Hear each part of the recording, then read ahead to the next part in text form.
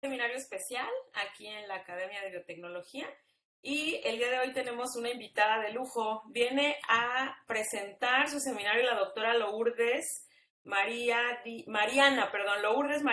Díaz Tenorio. Ella nos acompaña y es una invitada de lujo porque además es exalumna del CIBNOR. Entonces nos da muchísimo gusto recibir que regresen a casa a presentarnos los avances de su investigación. Y pues es un gusto tenerte, Mariana. Voy a presentarte para que la audiencia sepa quién nos está hablando de su tema de investigación. La doctora Díaz Tenorio, ella es maestra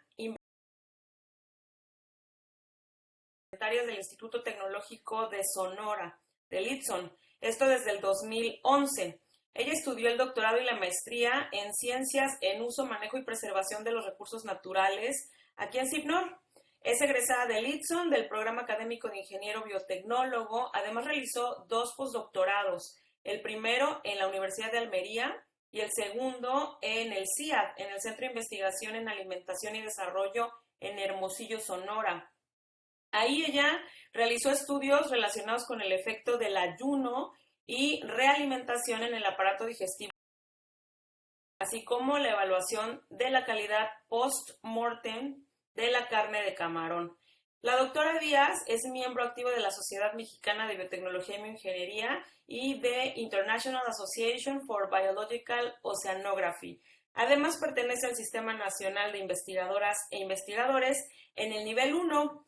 Ella, para la creación del Laboratorio de Biotecnología de Especies Acuáticas, recibió financiamiento del CONACYT en la convocatoria de infraestructura, ha coordinado y participado en proyectos de investigación financiados por CONACYT, por la Fundación Produce, por Zagarpa, el Instituto de y el ITSON. Además, ha publicado más de 20 artículos indizados, ha dirigido 2 tesis de doctorado, 9 de maestría y 10 de licenciatura. Ella nos cuenta que sus áreas de interés son la evaluación del efecto de factores pre y postmortem en la calidad de alimentos de origen acuático, el establecimiento de indicadores de calidad de alimentos de origen acuático y la caracterización y recuperación de biomoléculas con valor agregado de origen acuático. Entonces, muchas gracias, doctora, por estar aquí con nosotros. Yo le dejo el auditorio y adelante con su ponencia. Muchas gracias, Ana.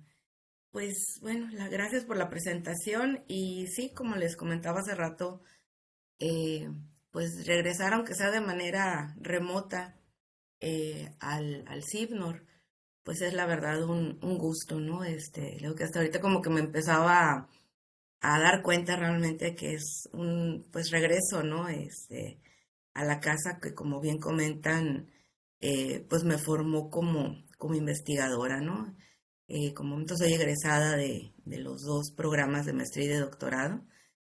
Y pues bueno, finalmente el regresar a casa es un doble compromiso, ¿no? El ver a las caras conocidas y pues conocer a los nuevos, pues a las nuevas promesas, ¿no? Y bueno, esta plática es un poco lo que hemos estado trabajando precisamente desde que terminé el doctorado. En algún momento la hemos detenido, ahorita le estamos migrando el estudio como tal de estos factores premortem o precosecha, lo estamos migrando a otros modelos. Y bueno, ahorita aprovechando que están los alumnos de maestría, pues espero que me dé tiempo precisamente para compartirles el porqué de esa migración, ¿no? Que algunas personas han visto pues raro, ¿no? Diferente. Pero bueno, vamos empezando. Ahora sí. Empezamos con esta diapositiva, eh, donde empezamos a hablar un poco de los alimentos. Sabemos que pues todos comemos, todos nos alimentamos.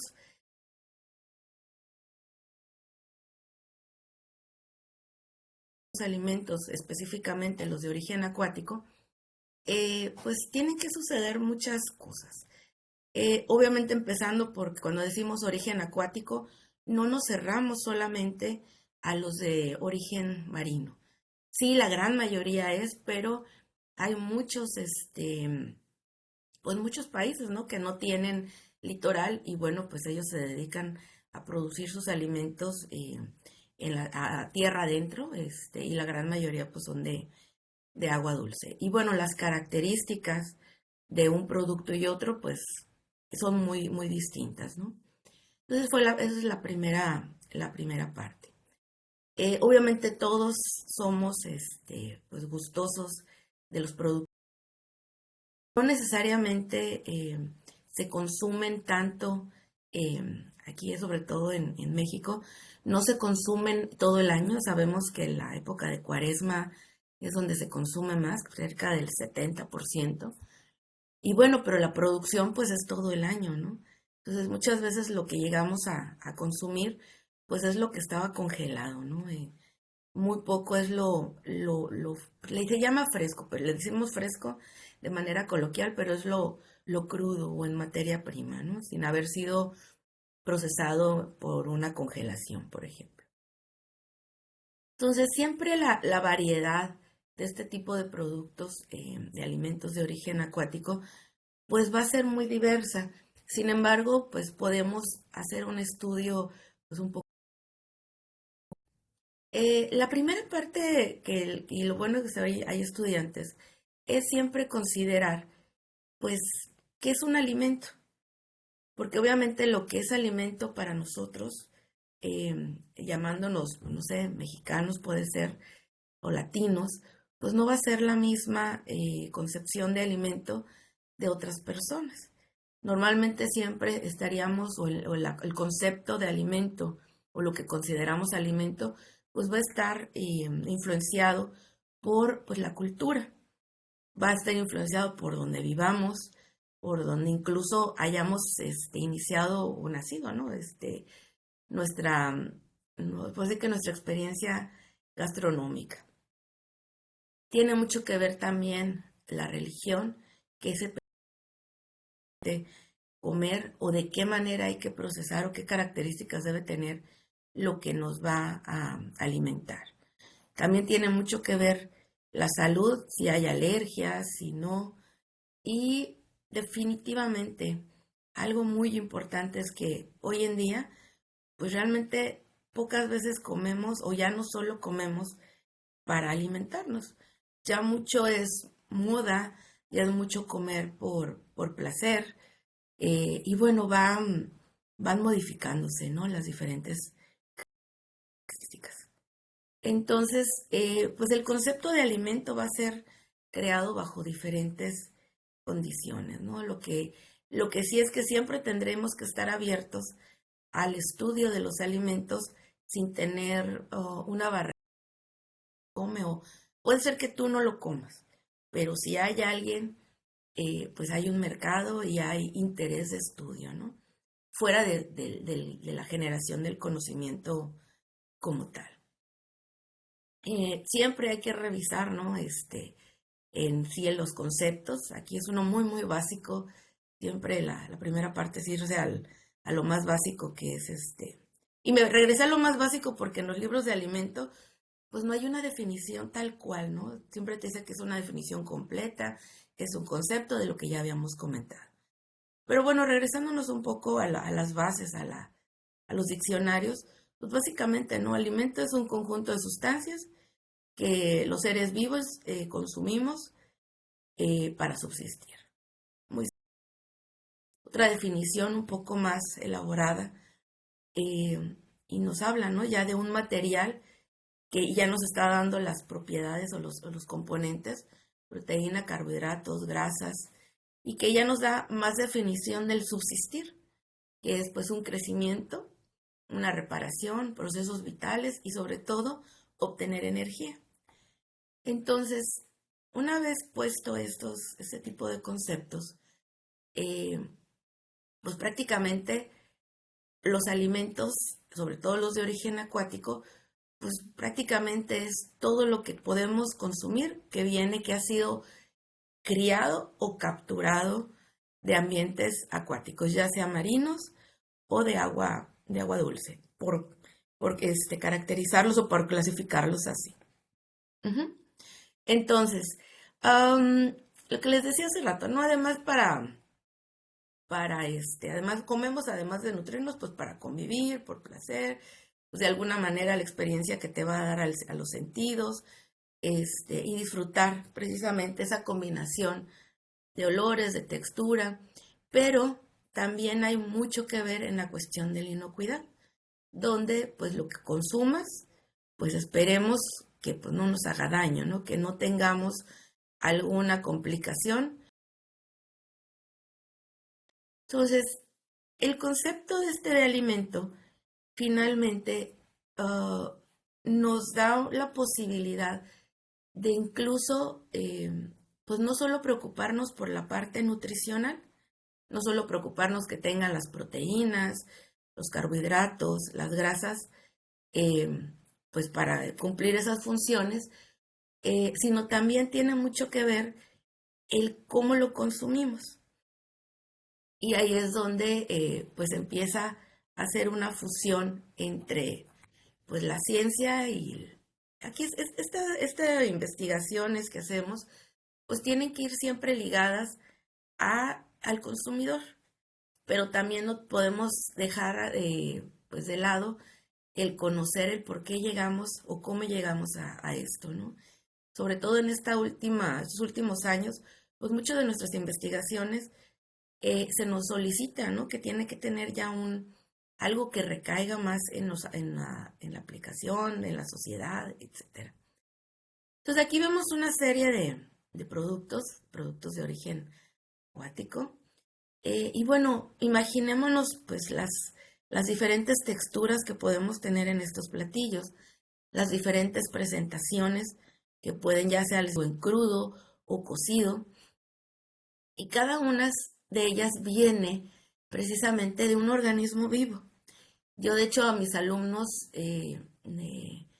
sobre todo los de posgrado, les digo, bueno, vamos a trabajar con la frontera entre lo fisiológico, lo de crea un bonito camarón, pero también preocupándonos de que va a ser alimento. Entonces, los tenemos que preocupar desde la formación hasta la parte final.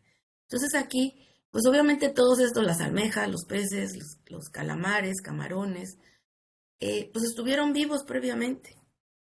Estos organismos estuvieron vivos previamente ¿en dónde? Pues puede ser que estaban silvestres, ¿sí? Silvestres pueden haber estado ya sea en mar abierto, en lagos, en lagunas, o, pero también depende en qué parte del mar, ¿no? Puede ser en aguas, pues como aquí las aguas congeladas, pues casi, ¿no? Aguas muy frías, o pues aguas templadas, ¿no? Como tenemos nosotros para la pesca de camarón, de sardina. Pero bueno, en todas está incluida pues la mano pues de los colectores, de los productores. Entonces, de muchas de la generación, tenemos que tomar en cuenta pues cómo hacemos el manejo previo, de dónde vienen, qué comieron, ahora sí que con quién vivieron, dónde nadaron, si les daban el alimento o lo tenían ellos que buscar. ¿Sí? Siempre esas características son importantes. También es muy importante los métodos de sacrificio. Fisiológicamente sabemos que si tú sacrificas a un organismo bajando temperatura, por ejemplo, puede bajar el metabolismo y pues obviamente no sufre o sea, no sufre por un periodo largo de tiempo el estrés, sí, o no genera estrés, y finalmente va a llegar, perdón, permítanme tantito, me había conectado, ahora sí. Entonces, dependiendo de dónde lo estuvieran, de dónde estén sacrificando, les digo, a condiciones de baja temperatura, pues los se estresan menos, se mueven menos, los gastos por ejemplo, de moléculas como el ATP, es menos, la generación de moléculas de ácidas como el ácido láctico es menos. Entonces, todo ese tipo de que pues, muchos de ustedes ya los conocen, la cuestión fisiológica, pues eso al final va a afectar la calidad de lo que nos vamos a comer. Obviamente también tiene mucho que ver el manejo post captura o post cosecha. Sobre todo ahí la relación temperatura es crucial, ¿sí? Pero bueno, vamos a ir un poquito más rápido.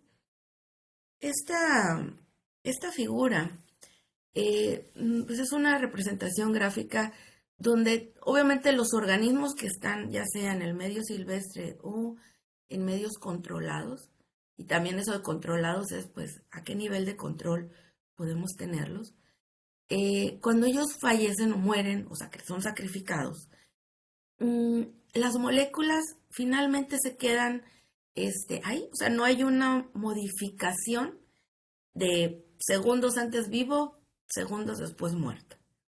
¿Sí? Esas moléculas que previamente eran las responsables de la respiración, de la digestión, del crecimiento, del movimiento, ¿sí? Ahí siguen. Y van a seguir, sobre todo las enzimas, van a seguir realizando su catálisis normal, como normalmente lo realizaban. Obviamente, las que están relacionadas con el oxígeno o necesitan el oxígeno como sustrato, esas ya no van a poder. La respiración se detiene. Sin embargo, el resto, mientras haya sustrato, pues va a seguir pues funcionando, se va a seguir catalizando esas reacciones. Obviamente, dentro de la primera parte, esas enzimas que son las endógenas, que les recuerdo, son enzimas que vienen ya previas para procesos de digestión, de respiración y demás, eh, sobre todo las proteolíticas o las hidrolíticas, perdón, pues van a empezar a romper como proteínas, como polisacáridos o triglicéridos, o sea, ya grasas más complicadas. ¿Qué es lo que va a hacer? Las va a reducir o las va a catalizar y tener como productos los monómeros de estas macromoléculas. Posteriormente, obviamente, recordemos cuando estamos capturando, cuando estamos cosechando, el ambiente tiene mucho que ver, si está contaminado, si tiene presencia, sobre todo bacteriana, si al momento de capturar las tarjas, fijadores, después de los alimentos, si cumplen con las normas, que se piden para manejo de alimentos, ¿no? Las buenas prácticas del manejo de alimentos, que las cumplen. ¿Por qué? Porque al momento, mientras se está desarrollando las actividades enzimáticas mencionadas, pues les van a estar llevando o les van a estar, digámoslo así, inoculando sin querer, pues bacterias, que finalmente esas van a proporcionar las enzimas exógenas para generar compuestos ya metabólicos, que nos causar un daño, en este caso, pues al ser humano. Entonces aquí tiene que ver las enzimas endógenas, que acuérdense son las que están ahí cuando el organismo muere, las enzimas exógenas que de alguna manera las vas a ir colocando o inoculando por manejo o por cómo está el ambiente donde se cosechó, donde se están manejando. Al final, todo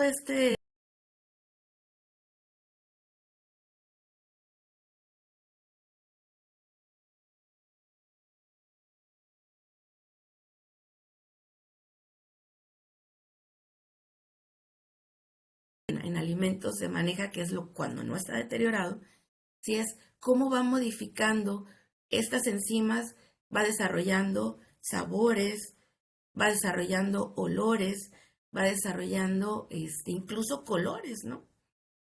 Que al final estas mismas, cuando son esas moléculas que al momento de estarse degradando por las enzimas exógenas, a través de microorganismos, ya nos va a generar ahí, empieza el deterioro, ¿sí? Y nos genera compuestos ya en el área de alimentos nos sirven como indicadores alimentarios, ¿sí? Entonces, si nosotros sabemos que desde la historia previa, la cuestión del clima, de la temperatura, la cuestión de la concentración de sales, la concentración de todos los factores abióticos y bióticos que podemos considerar en un organismo que está dentro de un organismo, que está en un medio donde está un organismo silvestre, o las condiciones que son controladas cuando están en un proceso de cultivo, por ejemplo.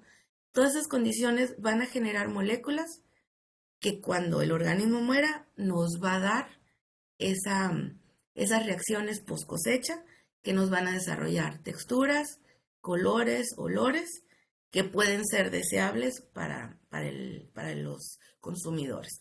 Cuando van más avanzadas el deterioro nos puede generar compuestos que no van a ser deseables para consumo y que nos sirven como indicadores para decir si puede ser consumido o no.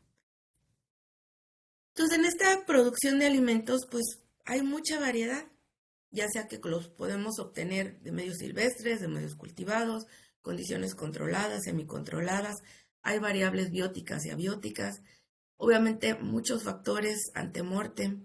Lo antemortem es desde que lo estás criando hasta que lo estás sacrificando, lo postmortem desde el transporte, manejo, ¿sí? Las condiciones de sacrificio, y bueno, también hay factores,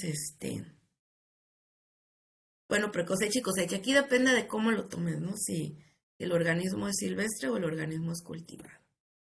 Entonces, las siguientes dos casos que presento son de organismos marinos. Aquí, por ejemplo, tenemos de león. Esta almeja, obviamente, es de las de consumo común. Y de esta, obviamente, tenemos un organismo que se consume solamente el músculo abductor. Ya ahora sí, yo creo que cercano al 2010 más o menos, se generaron tesis en un grupo de investigación precisamente del doctor Ocaño, donde se estudió, y bueno, dirigidas por el doctor Ramón Pacheco y el doctor Alfonso Maeda, vieron cómo variando las condiciones de temperatura de crianza, por así decirlo, de cultivo, afectaban a la vida de anaquel. ¿Qué quiere decir? Que las que eran cultivadas a temperaturas más bajas desarrollaban, su vida de anaquel era menor.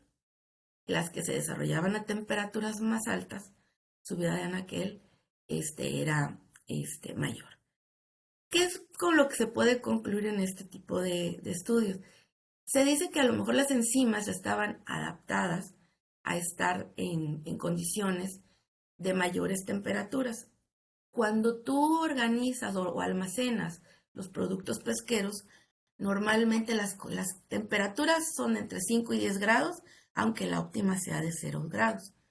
Entonces, si ya está, digámoslo así, adaptada a temperaturas altas, si se almacenan a temperaturas bajas, pues obviamente la velocidad enzimática se va a reducir, el deterioro, la frescura va a ir más, la pérdida de frescura más, pues más lento también.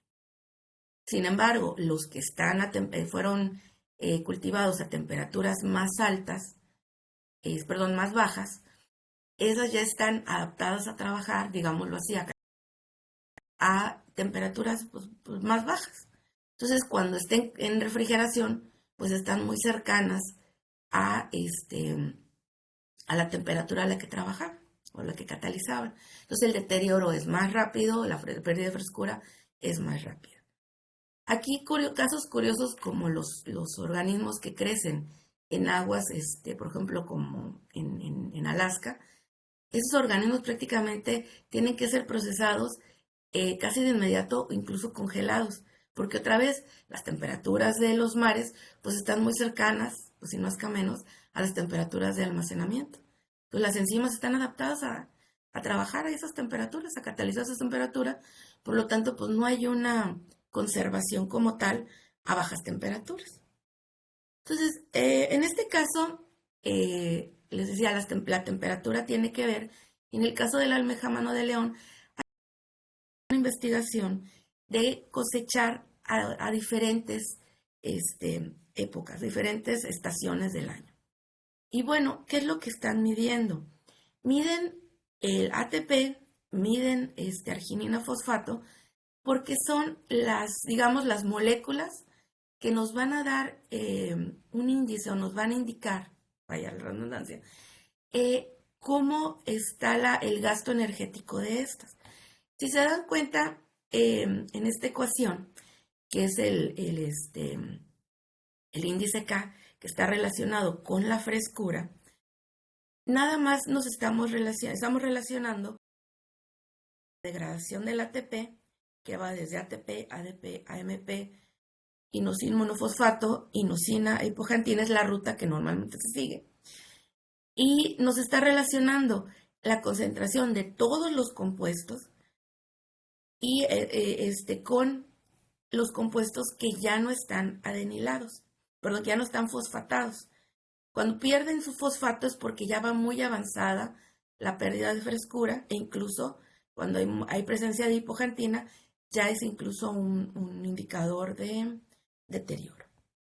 Entonces aquí, entre más altos sean los valores de ATP, te indica que vas a una mayor concentración de estas moléculas y vas a tardar más en llegar a valores que van a estar relacionados con la pérdida de frescura. Entonces aquí podemos ver que sí varían. Finalmente, a lo mejor no es entre verano e invierno, no hay mucha variación, aunque sí hay variaciones en primavera. Posiblemente habrá que discutir si es por qué actividad tenían o para tener menor concentración de este ATP. Porque también es importante tomar en cuenta a la arginina fosfato, que también vean, varía bastante. Postmortem hay una síntesis de ATP y obviamente el ATP pasa o se degrada a ADP, después a AMP, pero si hay presencia, en el caso de invertebrados, de arginina fosfato, hay una resíntesis de ATP.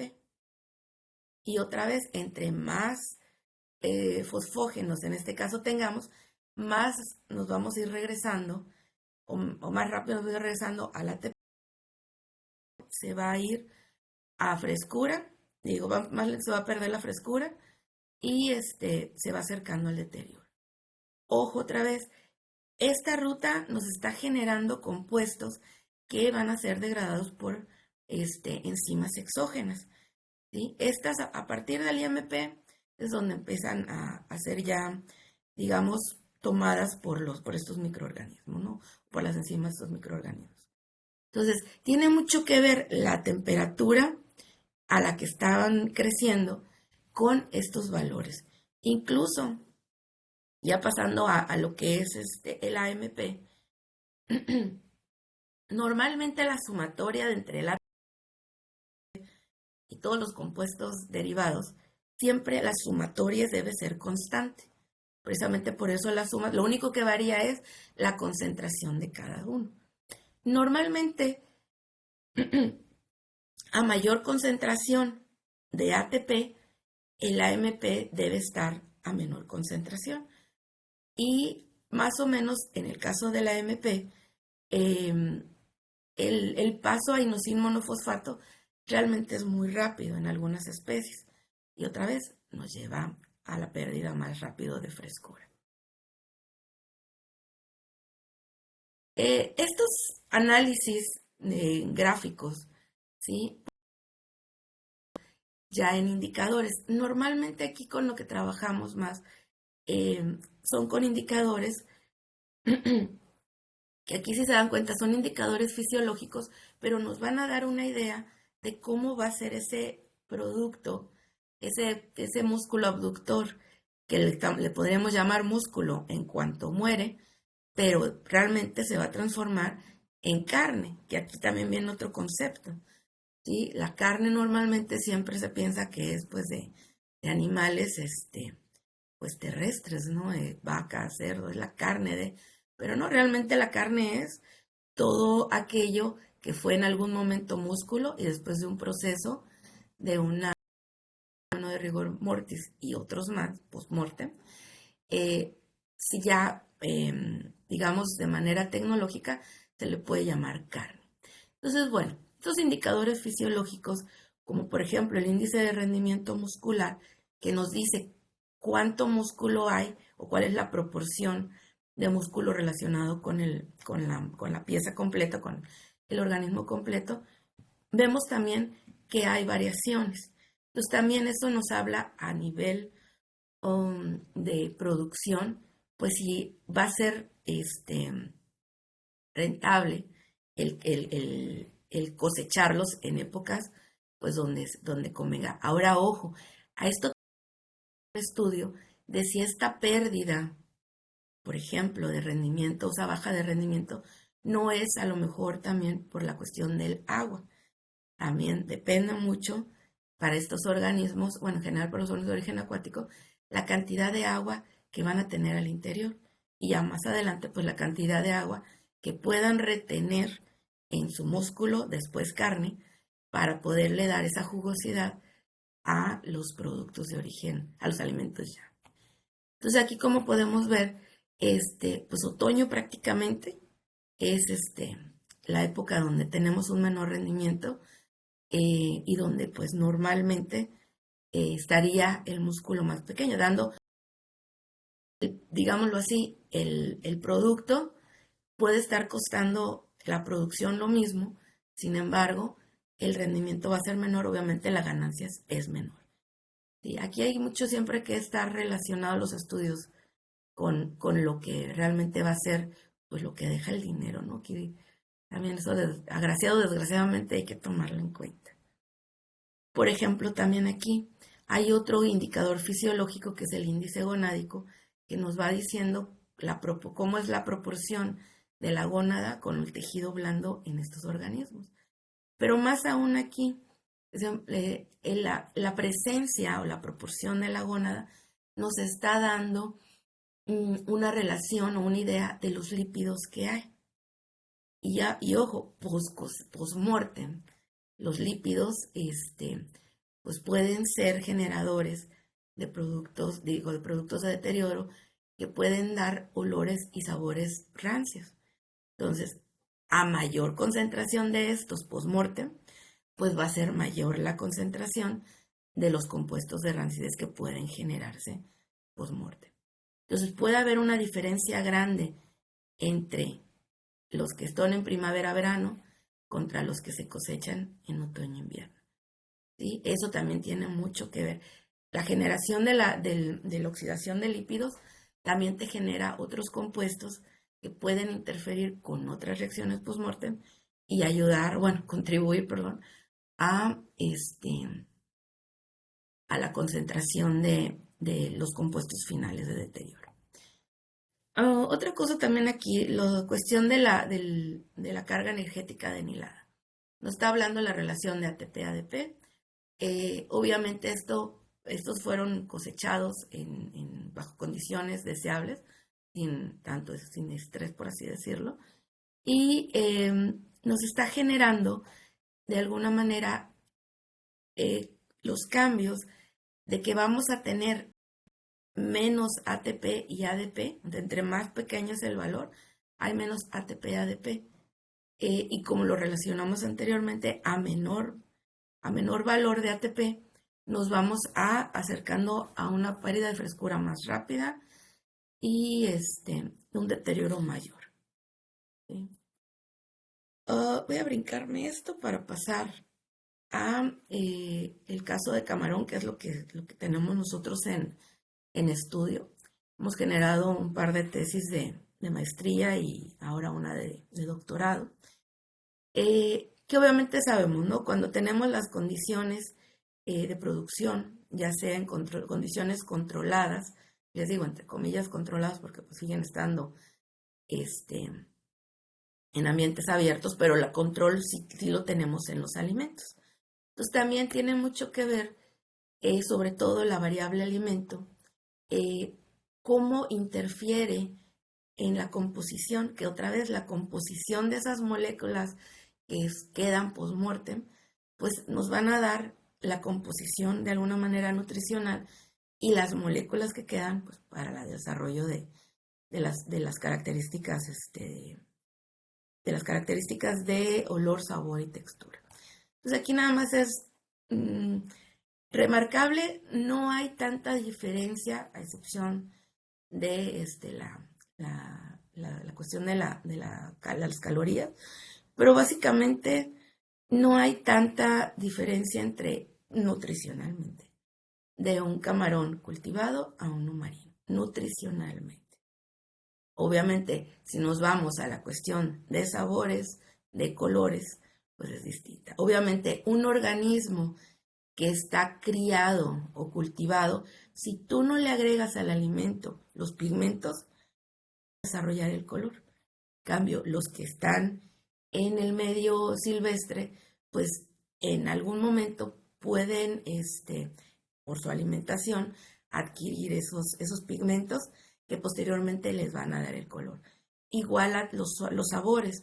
Los sabores normalmente son atribuidos por compuestos volátiles, que son los que dan el sabor.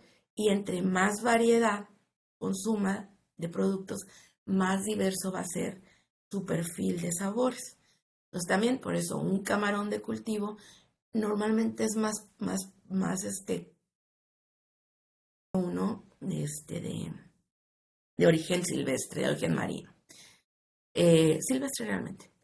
Entonces precisamente ya los conocedores sí dicen, no, es que siempre yo prefiero uno de un alimento, digo un camarón que es silvestre que a uno que es de granja. Sabe mejor. Y bueno, la verdad que sí hay ejemplos que sí ves que camarones silvestres generan sabores mejores o mayor variedad y a veces colores más intensos.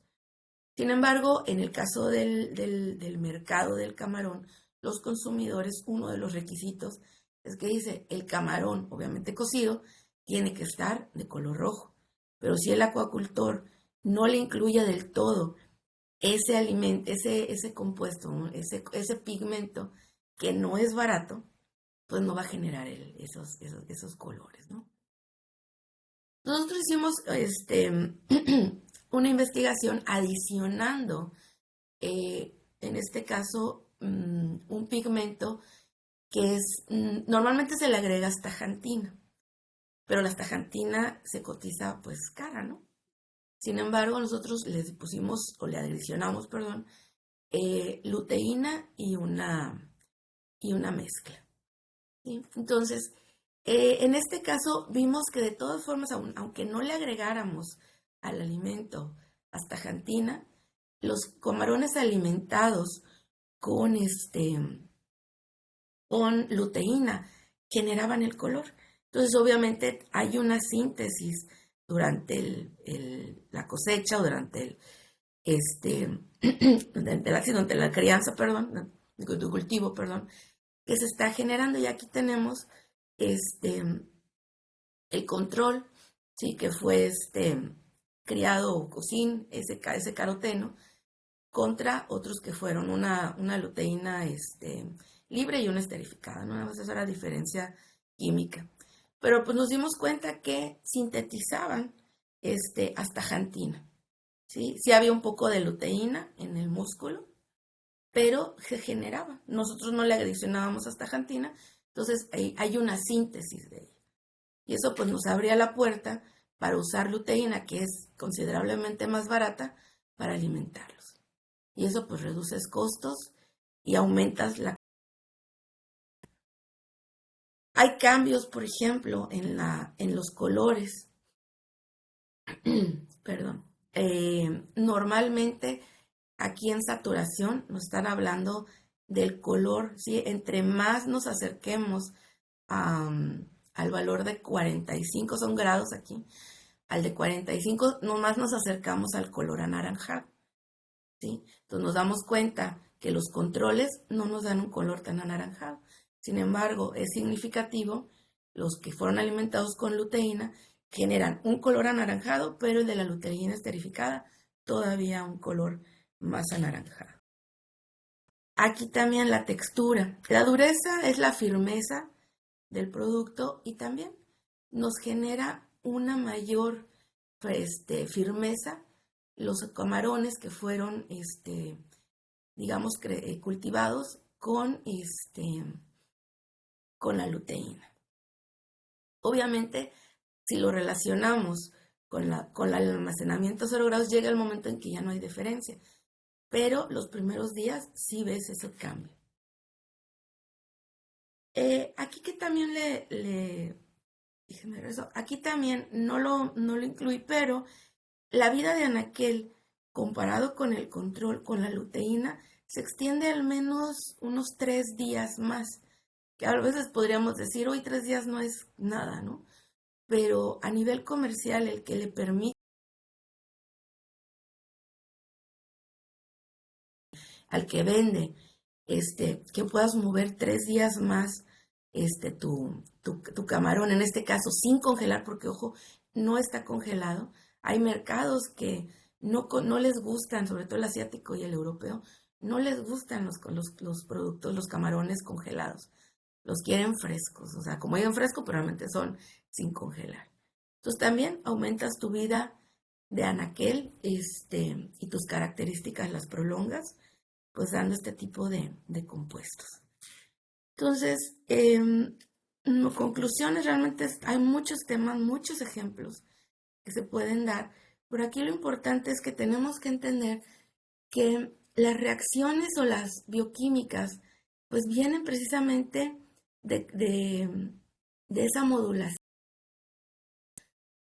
pues de la modulación del ambiente, y nos van a dar esas moléculas en diversidad y en concentración diferentes para poder dar el desarrollo de moléculas que nos van a dar la textura, el color, el olor, pero también que nos van a estar relacionados con esa vida de anaquel. Entre más tiempo se conserven esas moléculas o esas macromoléculas íntegras, más va a tardar más en actuar los microorganismos, las enzimas exógenas, que por lo regular degradan más compuestos de bajo peso molecular, los monómeros.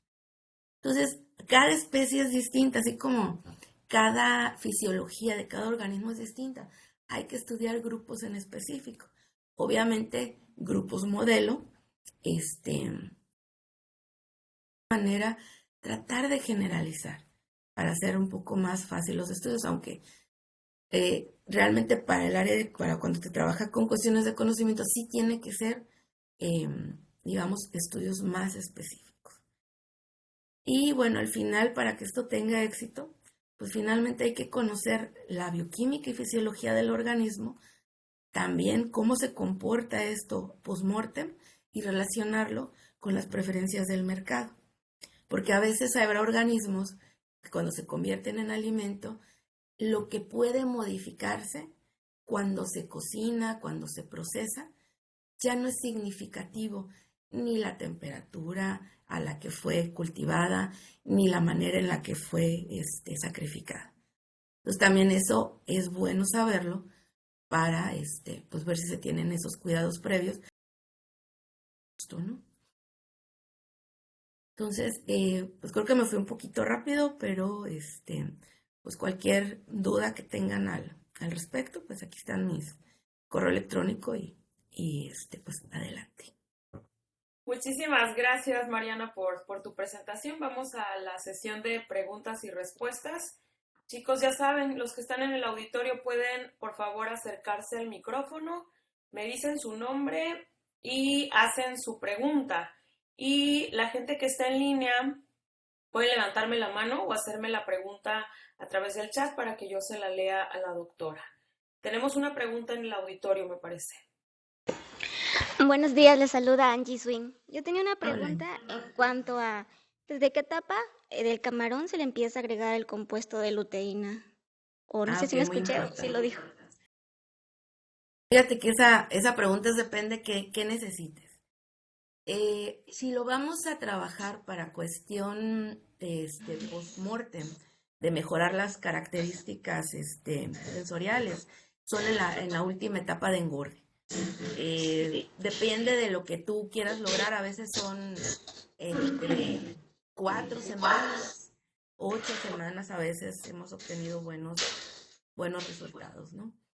Pero aquí, y eso es lo que esa es la última parte de la investigación del tesista de doctorado, es que hemos visto que además cuando le agregas este tipo de pigmentos, como son antioxidantes, y ya está demostrado que pueden contribuir o ayudar a, pues a que sea propenso a menos. Entonces, a veces se dice que es por partida doble, ¿no? Le mejoras de alguna manera pues en cultivo, la resistencia a veces o va a pasar menos mal, lo evita, ¿no? Eso sí, no evita que se enferme con todo lo que puedas, pero sí que los efectos sean menores y pero sí agregándole al final, le ponemos nosotros en la última etapa de engorde, ¿no? Usamos términos que se usan por ejemplo, en cerdos, en vacas, ¿no? Es que es su alimento de última etapa de engorde, ¿no? Entonces aquí, 4 a 6 semanas, más o menos. Y disculpe, ¿en qué dosis? Híjole, esa depende mucho de del pigmento que sea. Híjole, pero ahorita no tengo el dato. Más lo que hacemos es por relación molares que por gramos. Esa sí te la debo. Si me quieres escribir, y te la contesto. Sí, muchas gracias. Muchas gracias, Mariana. Gracias a la estudiante que preguntó. Aquí tengo una pregunta y una manita levantada. Vamos primero a la pregunta que está escrita. Nos dice Mónica, muchas gracias por la presentación, es muy interesante. Su pregunta es, ¿la astaxantina y la luteína que utilizaron para el ensayo de carotenoides en camarón? ¿Y qué pigmentos carotenoides fueron los que evaluaron? Ok, en el caso de la astaxantina era comercial. Ya esa normalmente se extrae igual de los hepatopáncreas, y la luteína era de origen, de la flor de cempasúchil, pero también es comercial, ¿no? Ahí tenemos, relación con una empresa que se encarga de producirlos. Bueno, y lo que sí se ha visto, que también obviamente hay una mayor fijación de pigmentos de origen animal que los vegetales, ¿no? Sí. Y que pigmentos, luteína, y en alguna otra fase hemos usado mezcla de luteína y zeaxantina, que también es de origen vegetal, ¿no? Aquí lo que tratamos de alguna manera es de tratar de usar pigmentos que sean de bajo valor comercial para no incrementar los costos de producción, pero también que sí se generen los de color, vaya, para hacerlo. ¿Y qué pigmentos evaluaron? Era astaxantina, creo que por aquí lo había visto. Era astaxantina y son la de, aquí está. Era la libre, la esterificada y la luteína, lo que medimos en el músculo. Hay otra cosa, creo que en algún momento tratamos de usar licopeno y no, ahí sí no nos funcionó, ¿no? En una tesis de licenciatura. Entonces, no todos los pigmentos. Muchas gracias, Mariana. Adelante, ahí van las preguntas de casa, así que a ver cómo te va. Adelante, el laboratorio de bioquímica. Hola Marianita, habla Pati Hernández. Hola, Patito. ¿Qué tanto están haciendo la cadena del manejo post-mortem, los productores para que no tengan estos valores altos? Mira, lo que hemos aprendido en todos estos años, hay de todo. Por ejemplo, hay productores que ya están muy preocupados por esto, que tienen cosechas, cultivos, perdón, todo el año. Entonces ellos ya tienen su granja, cultivan todo el año y tienen una cadena de frío, o sea, los sacrifican en frío, los colectan, los transportan en frío para tener precisamente, y obviamente este tipo de productores tienen todo el año, o sea, prácticamente cuando hay vedas o cuando hay menos productos, siguen vendiendo y la gran mayoría de sus productos de sus cosechas son para exportación. Y por el otro lado, tenemos otros que no son tan, digamos, tan cuidadosos, que tratan de seguir, por ejemplo, con una cosecha más tradicional, que las tienen al aire libre y que cosechan pero en agua hielo o en el ice slurry, que es el que se maneja, los bajan a más de cero, los transportan básicamente en toneles, en recipientes plásticos grandes, donde no hay manipulación hasta que llega a la planta y la planta está acreditada o certificada en buenas prácticas de manejo. Entonces le reducen la temperatura para mantenerlo y una vez llegada a la planta para descabezado o congelado, pues no hay esa contaminación.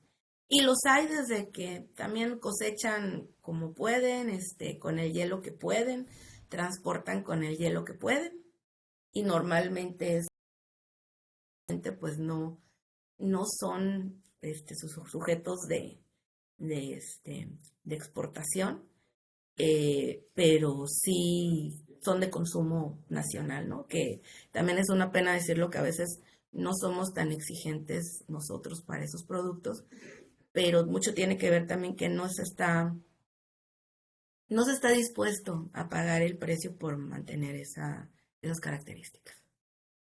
Pero hay de todo, ¿eh?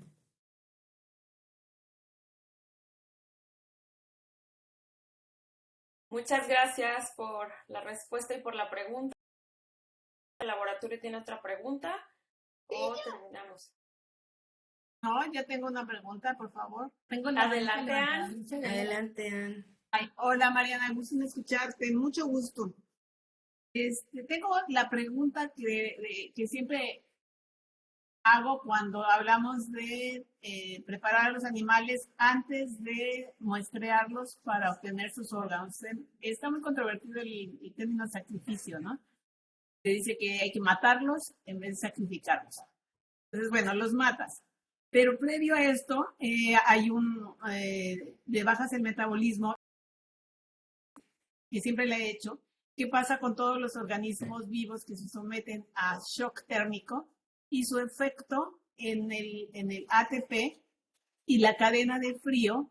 Porque una vez que el organismo entra en shock térmico a bajas temperaturas, obviamente debe haber un movimiento fisiológico a nivel bioquímico súper delicado. Y eso a mí siempre me ha dado la impresión de que genera un estrés. Esto se va a mantener hasta ciertas condiciones de temperatura, pero con un poquito que le mueva la temperatura una vez que ya ¿qué tanto puede influir por ejemplo, en el caso de la síntesis de ATP y la degradación del ATP, en términos de horas? Ya no hablemos de la cadena de frío para cosecha y producción y comercialización. ¿Qué me puedes decir sobre eso? Bien, mira, una de las, y que nos seguimos preguntando, ¿no? ¿Cómo hacerlo? Y sobre todo ahora viene mucho el boom del bienestar animal, ¿no? Y sobre todo el cómo estar manipulando, dándole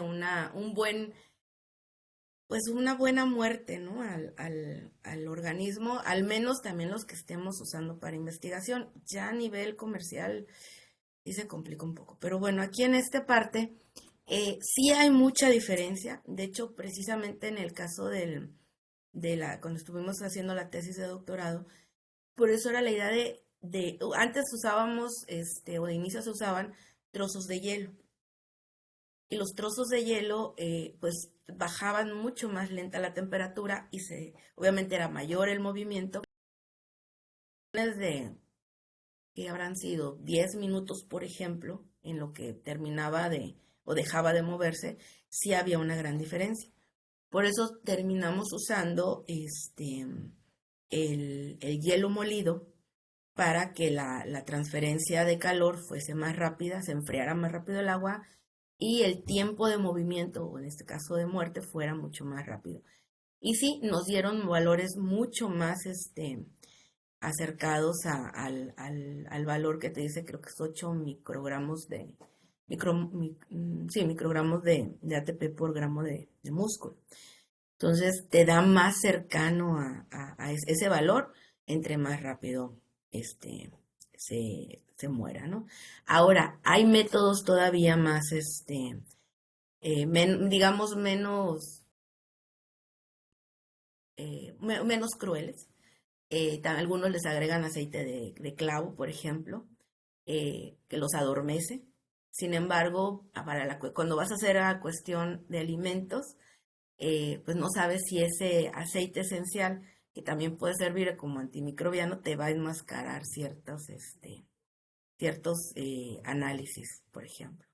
Otra que en algún momento se manejó era inyectarle gas, algún gas a bajas temperaturas, que permitiera también enfriar más rápido el agua, e incluso en algún momento, ¿no? Agrégale algo cercano al nitrógeno líquido, ¿no? Y también dices, pues eso cuánto te va a salir, ¿no? Pero sí, definitivamente en un periodo, la muerte tiene que ser muy rápida, porque cada movimiento que el camarón hace es un gasto de ATP, y sí es considerable.